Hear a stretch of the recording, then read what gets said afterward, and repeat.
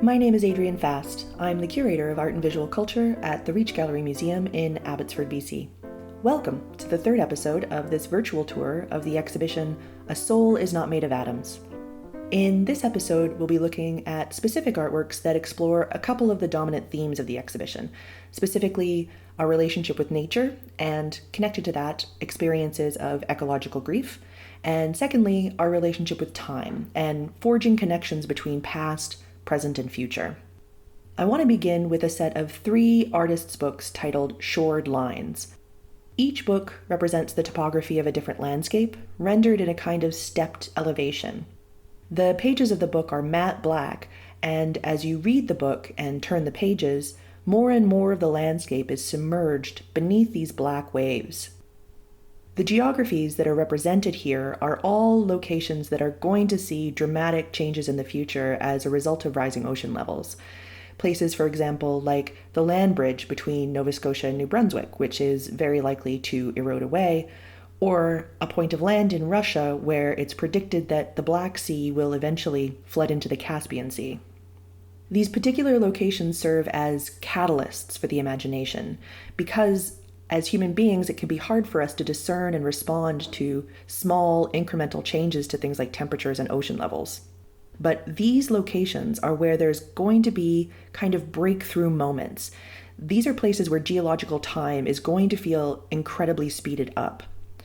And although these works predict a future that could be increasingly dark and more dark, still it's hoped that these breakthrough moments, these cataclysmic geographies, can provoke a similar seismic shift in human thinking and behavior. The Shored Lines bookworks look really different from another body of work displayed nearby called The Relics, but they actually have a lot in common thematically. There are 4 of the relics in the exhibition, and each one consists of a small diorama placed inside an infinity box, made from 5 sides of surveillance plexiglass, with a light source concealed in its plinth underneath. When illuminated, each box creates an outwardly expanding repetition of reflected pattern that seems to extend forever into an indeterminate space. The patterns appear to be projected into infinity, not only into infinite space, but also, by implication, into infinite time. Each diorama creates a pattern that the artist sees as embodying an anxiety of the present moment. So, for example, one contains a series of menacing black spikes that replicates a structure that was actually proposed to be built over a nuclear waste disposal site, intended to warn future generations or future species away from a site of danger. Another relic contains a piece of uranium-infused slag glass. Another contains little pink flamingo lawn ornaments, the kind of perfect metaphor for how we've replaced actual nature with plastic copies of it. But the focus in all of them is on non-biodegradable materials that will become part of the future geological record of our Anthropocene era. The idea of populating infinite space and infinite time with the anxieties of the present can obviously be somewhat disturbing, but the relics are also quite hauntingly beautiful.